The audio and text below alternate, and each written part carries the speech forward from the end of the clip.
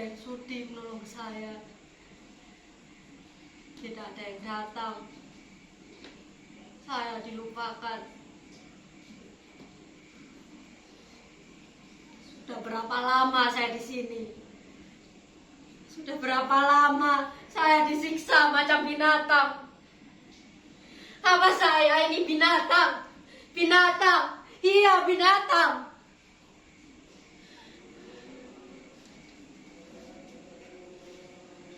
Empat dinding ini dan hanya satu jendela berjeruji besi di atas sana.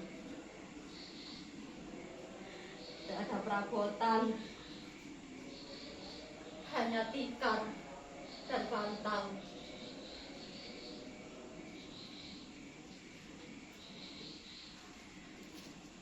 Dasir?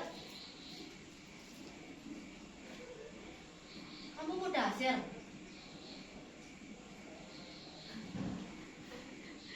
Mudasir, gimana cara kamu ke sini? Mudasir, kamu tak kenal saya. Saya Atika Mudasir, istrimu. Dulu kamu mengantar saya ke Jakarta. Saya berpisah di Bandara Soekarno-Hatta Cengkareng. Kamu menulis di surat. Setelah mengantar saya, kamu langsung pulang ke kampung Mudasir untuk mengurus sawah. Selama setahun kita terus berkirim surat. Tapi sesudah musibah ini datang, surat-suratmu tak lagi datang. Jangan pergi Mudasir, jangan tinggalkan saya. Jangan pergi Mudasir. Apa? Saya ini sudah tak punya daya tarik lagi. Dulu kamu sering bilang saya ini cantik. Ya saya memang cantik. Kecantikan yang alami, tanpa ginju dan bedak. Kamu suka sayang apa adanya Mudasir. Kamu sering bilang begitu dulu. Saya tahu. Saat ini bikin saya tak secantik dulu lagi. Kalau ada cermin di kamar ini, mungkin saya bisa segera tahu. Wajah saya pasti sudah seperti bongkar busuk, bacin, dan tak layak dipandang. Tapi Mudasir, kamu menikahi saya lahir batin kan? Kamu tak hanya menikahi wajah saya kan Mudasir? Kalau benar begitu, tolong saya Mudasir, keluarkan saya dari sekapan ini. Lalu kita pulang kampung bersama. Tak perlu melapor pada polis, tak guna melapor pada Menteri Tenaga Kerja. Kita ini warga negara Indonesia, bukan warga negara Filipina. Beruntunglah mereka yang berasal dari Filipina. Bahkan presiden mereka itu peduli kepada tenaga kerjanya. Kita kalau banyak uang diperas sampai tulang sumsum, tapi kalau ada musibah pura-pura tidak tahu, diabaikan. Mudasir, itu kenyataan. Kita ini cuma binatang penghasil devisa negara. Bukan pahlawan, hanya slogan, bukan nyataan, cuma hayalan para birokrat itu. Mudasir, bicara tentang masalah TKW seperti saya mau bikin dada sesak. Hanya karena kenyataan yang terang benderang ini tak pernah diakui sebagai kenyataan. Kamu bertanya mengapa? Ya karena mereka malas menanganinya, tidak sudi, tangannya kotor, dan energinya dihamburkan. Karena tak ada uang komisi yang berlimpah di balik kasus yang menimpa TKW seperti saya. Lagi pula pejabat kita itu tak memiliki kemampuan diplomasi untuk disandingkan dengan diplomat asing. Masalah bahasa juga jadi hambatan. Mana mungkin memenangkan perkara dengan bahasa Tarsan. Belum maju sudah kalah lebih dulu. Ya ada kita selalu jadi korban, dikorbankan.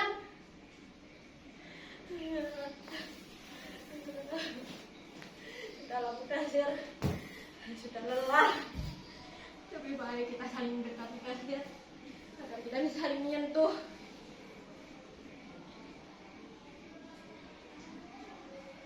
Mudasir, Mudasir, Mudasir. Kenapa kamu terus berdiri di situ, Mudasir? Disitulah tempat saya buang air kecil dan besar.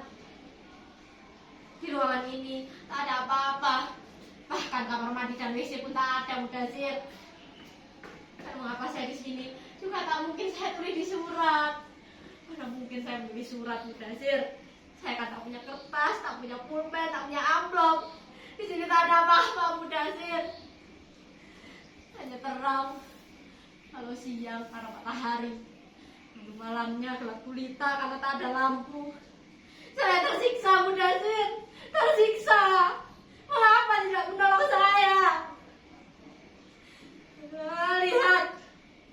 Bekas luka di sekujur badan. Belum dimasukkan ke sini saya dipukuli. Semua keluarga majikan mukuli. Mereka mukuli pipi, kepala, perut, paha. Mereka mukul dengan tangan, tongkat, setrika.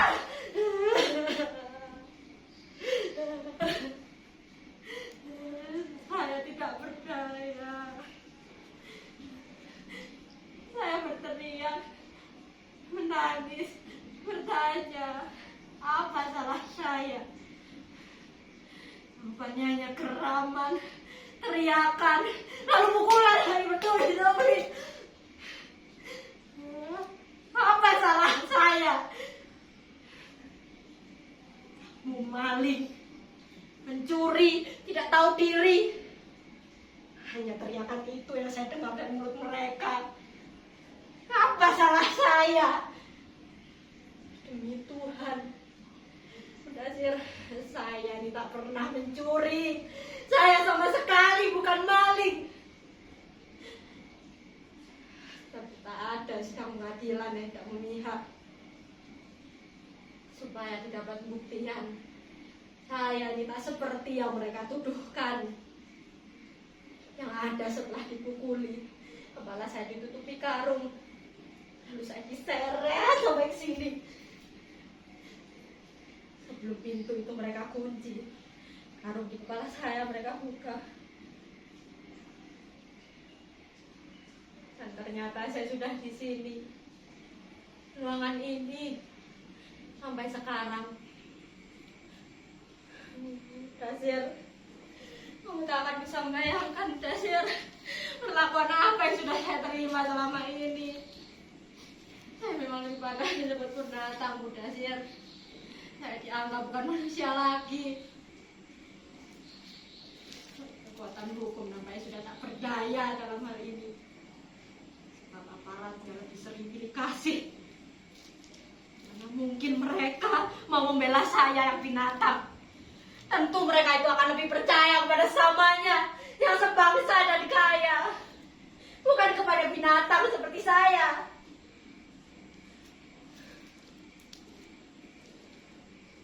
Tapi Mudasir, saya bersumpah, Mudasir, saya ini bekerja. Saya mendapat upah karena saya bekerja. Saya bukan pemalas. Saya bangun sebelum subuh, membersihkan rumah, menyapu, mencuci, memasak. Semua saya lakukan sendiri di rumah sebesar ini. Kerjaan baru selesai pukul 9 malam. Itu pun tak selalu begitu. Jika ada tamu, saya masih harus melayaninya. Terkadang saya masak tengah malam. Jika tamu itu minat makan malam.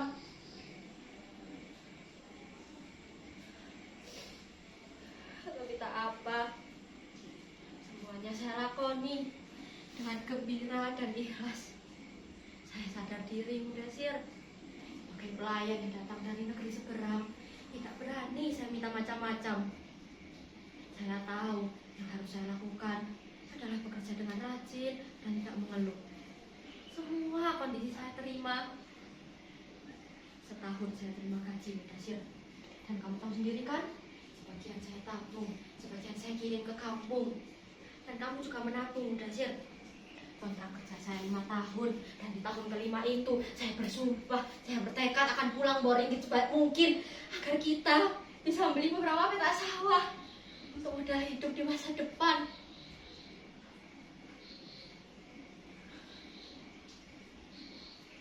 Tapi pada bulan ke-13, majikan lelaki mendatangi saya. Nampak mabuk dia waktu itu. Sekitar pukul 11, nyonya majikan dan anak-anaknya sedang menginap di rumah famili di luar kota. Jadi di rumah sebesar itu hanya ada kami berdua. Yang masuk duduk di pinggir ranjang, lalu menatap saya dengan diam. Buru-buru Mudasir, saya duduk di kepala ranjang dan balik menatapnya dengan heran. Saya lintas sempat bertanya, apa maksudnya masuk kamar saya malam itu? Tapi sebagai perempuan, lalu saya bilang, ada sesuatu yang tengah menggoda majikan laki saya itu. Dan saya mulai ketakutan, keringat dingin mengucur deras. Kemudian dia berbaring, dan mengisyaratkan akan saya berbaring di sampingnya. Saya menggeleng, Mudasir. Lalu dia melotot kepada saya, dan sekali lagi mengisyaratkan akan saya berbaring di sampingnya. Saya tetap menggeleng, dan saya langsung duduk di sudut, meringkuk dengan waspada. Kemudian dia bangkit. Saya pikir dia akan menerkam saya, Mudasir. Tapi untunglah tidak terjadi apa-apa. Dia bangkit, berdiri, menatap saya dengan mata menyala, menutup pintu, lalu menutupnya dengan keras. Terdengar suara langkah kakinya yang semakin menjauh. Saya menghela nafas panjang, lalu menangis. Saya bersyukur kepada Tuhan karena hari itu tak terjadi apa-apa pada diri saya. Saya mengunci pintu lalu menangis sampai subuh.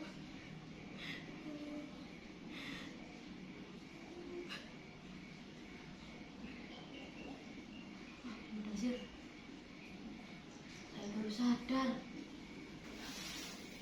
Barangkali itulah, Mudasir, satu-satunya kesalahan saya, menolak hajat majikan. Itu makanya saya ditendang, dipukul, dan disiksa macam begini. Siksaan itu memang tak segera saya alami, Mudasir.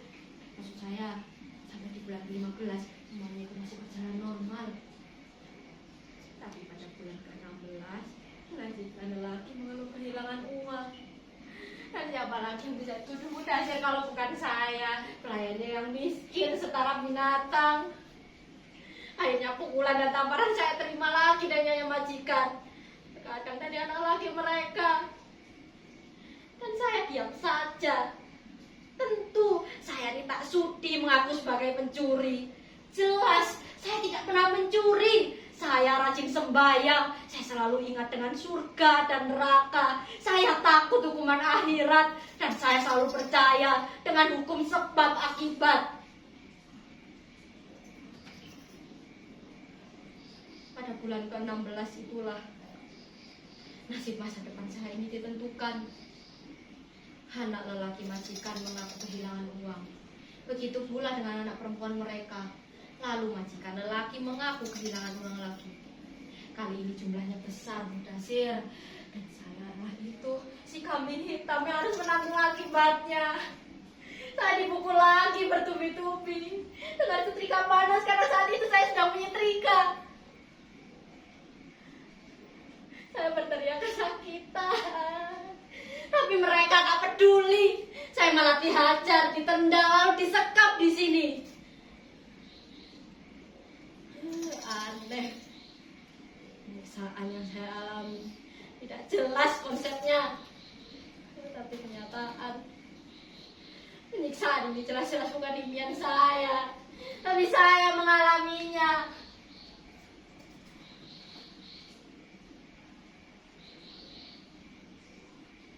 Sesungguhnya ada apa dengan majikan saya itu?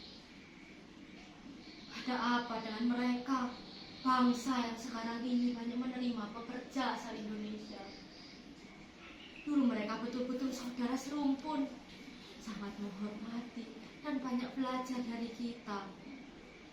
Mereka juga pernah mengaku cendekiawan kita untuk mengajari mahasiswanya. Tapi tentu dengan iming-iming gaji yang sangat besar. Dalam tempo pendek ini, mereka menjadi bangsa yang kaya raya. Jadi tak perlu lagi belajar dari kita, bangsa Indonesia. Mereka jauh lebih maju. Puluhan pekerja mereka bawa masuk karena memang dibutuhkan.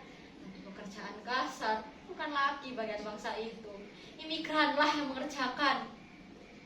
Bagian mereka hanya memikirkan bisnis, lalu kemampuan diplomasi politiknya, sambil mencaploki kawasan negeri tetangga selangkah demi selangkah. Mereka nekat pulang Mudasir, membuka kasino. Lalu hasil pajaknya yang besar itu digunakan bangun negeri. Semua orang tahu sebagian besar penjudi datang dari Indonesia.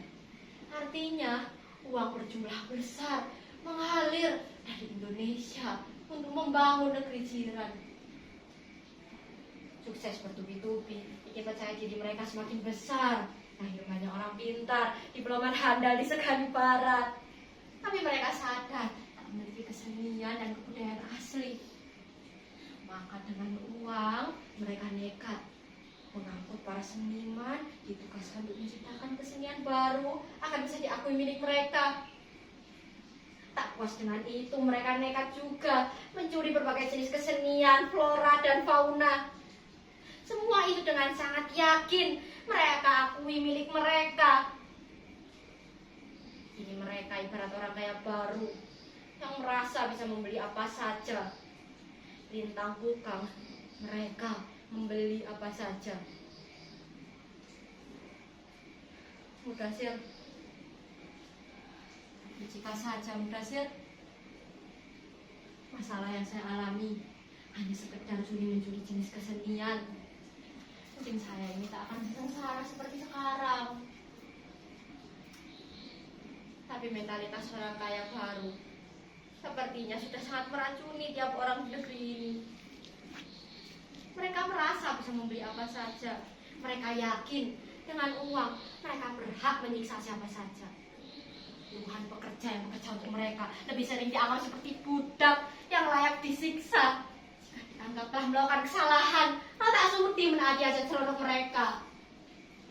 Mereka tak lagi takut dengan hukum. Bukannya uang dapat membuka mulut hukum.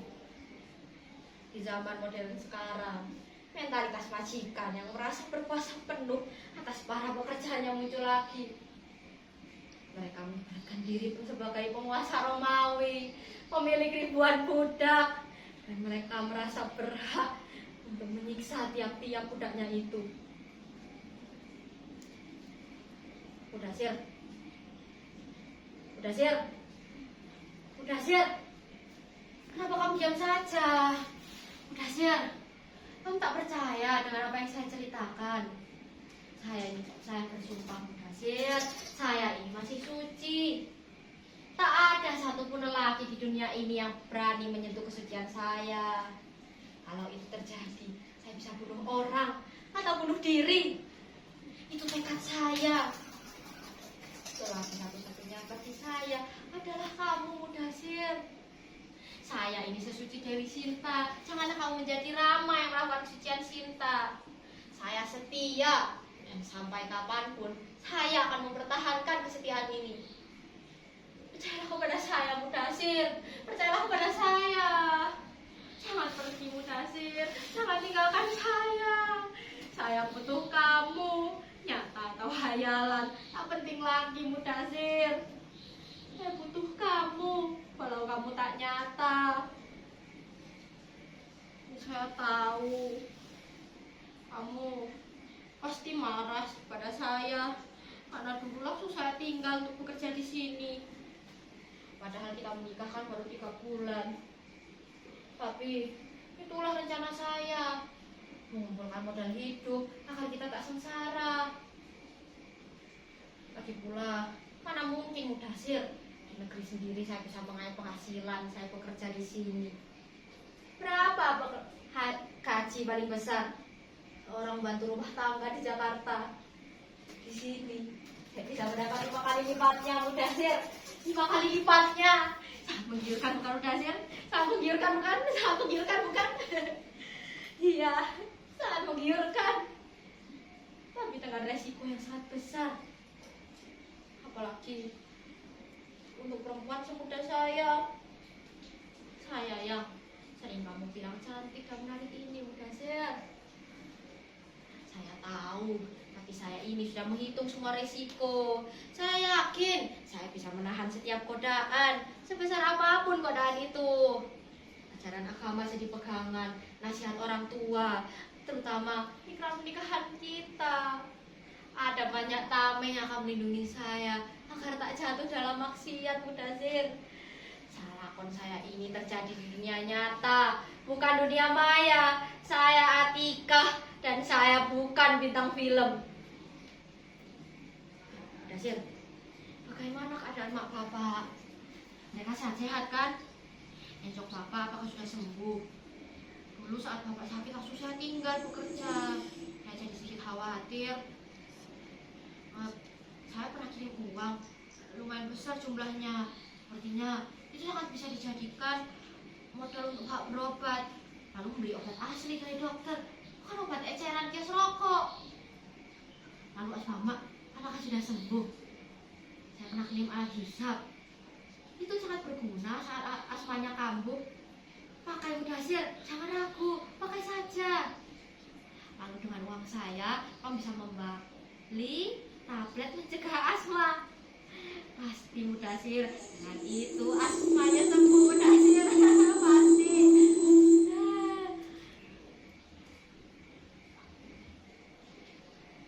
Mudasir, kamu dengar?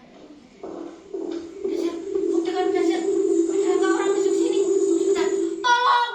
Tolong. Siapa saja di situ? Tolong. Ada manusia di sini. Perempuan. Saya. Tolong. Jangan pergi. Tolong, jangan pergi.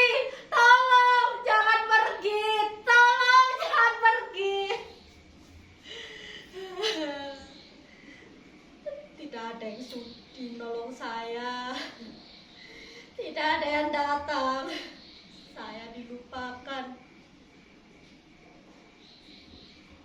Mudasir,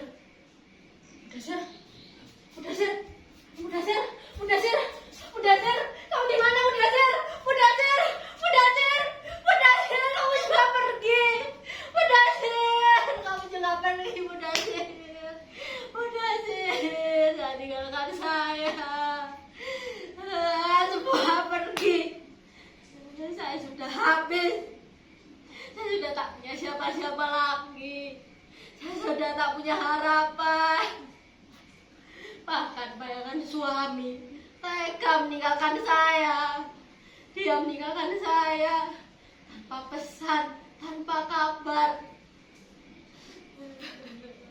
Saya rela mati. Kalau memang saya harus mati, tapi saya wajib menceritakan dulu apa yang terjadi atas diri saya. Kesalahan saya harus dijelaskan, penyiksaan ini harus dijelaskan. Tak ada satupun manusia yang berhak untuk menyiksa manusia lain. Nasib manusia tidak ditentukan oleh manusia lain.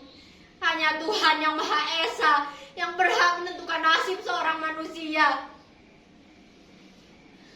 Jujur saja, saya sudah lelah minta tolong. Sudah berapa ratus kali saya meminta tolong, tapi tak ada satupun yang datang untuk menolong saya. Sehari 2 hari bisa dimaklumi, tapi sebulan itu seharusnya sudah bisa bikin masyarakat curiga. Bisa saja telah dianggap telah terjadi pembunuhan. Apa yang saya alami bukan pembunuhan fisik, tapi pembunuhan mental, pembunuhan politik. Kita berkali-kali dianggap seperti binatang, tidak punya wibawa. Mengapa? Agar rasa percaya diri hilang dan dipaksa menjadi bangsa pelayan, bangsa pembantu rumah tangga. Kita berkali-kali dilecehkan, Kita jadikan bahan tertawaan, diabaikan, bahkan dihapus dari peta dunia. Tapi kita tak pernah merasakannya. Tolong, tapi jangan tolong saya. Tolong kita semua. Kita di pinggir jurang. Bangun, tolong. Jangan jadikan diri kita ongol-ongol.